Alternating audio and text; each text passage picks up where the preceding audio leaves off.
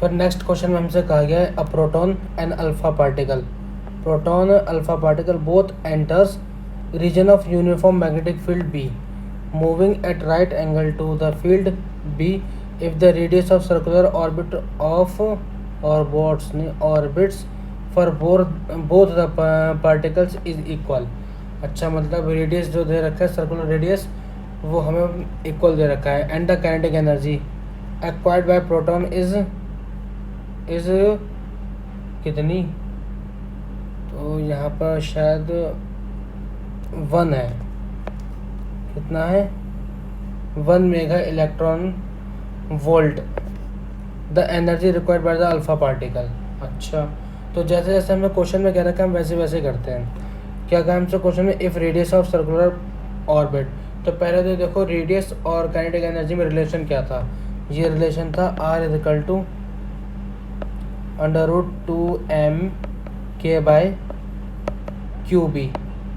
ये रिलेशन हमने एक पढ़ा है ना, ये रिलेशन हमने पढ़ा है। और हमसे कहा गया कि if the radius of circular orbit for both particles is equal, ठीक है, मतलब रेडियस ऑफ प्रोटॉन, अब बराबर कर देता हूँ रेडियस ऑफ अल्फा पार्टिकल के, तो ये हो जाएगा तुम्हारा √2 mass of proton kinetic energy of proton upon charge of proton, और ये हो गया तुम्हारा बी बराबर है मास ऑफ अल्फा पार्टिकल, है ना, 2 into mass of alpha particle kinetic energy of alpha particle charge of alpha particle B.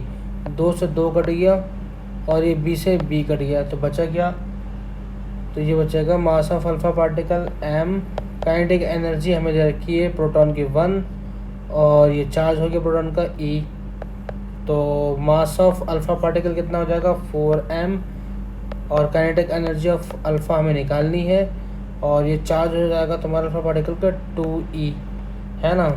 1m से 1m चला गया, E से 1e चला गया, और ये हो गया तुम्हारा ये √4 जो है वो 2 से कट जाएगा, तो ये काइनेटिक एनर्जी किसके बराबर आ गई, 1 के बराबर आ गई। तो kinetic energy of alpha particle कितना हो गया 1 मेगा इलेक्ट्रॉन वोल्ट। अब देखो समझने वाली बात क्या है, समझने वाली बात ये है कि काइनेटिक एनर्जी ऑफ प्रोटॉन भी तो हमारे पास 1 मेगा इलेक्ट्रॉन वोल्ट ही थी, और kinetic energy of alpha particle भी हमारे पास कितनी आई है 1 मेगा इलेक्ट्रॉन वोल्ट आई है। तो बात याद रखनी है कि if radius of circular path, में लिख देता हूँ नोट करके, if radius of circular path for proton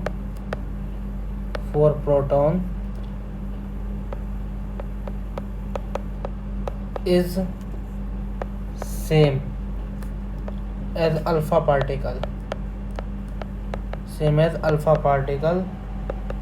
then kinetic energy of both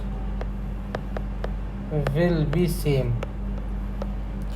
तो काइनेटिक एनर्जी भी कैसी आएगी, सेम आएगी if radius of circular path of proton and hydrogen is same. तो यहाँ पर रेडियस ऑफ प्रोटॉन और अल्फा पार्टिकल कैसा है, सेम है, तो इनकी काइनेटिक एनर्जी भी कैसे आने वाली है, सेम।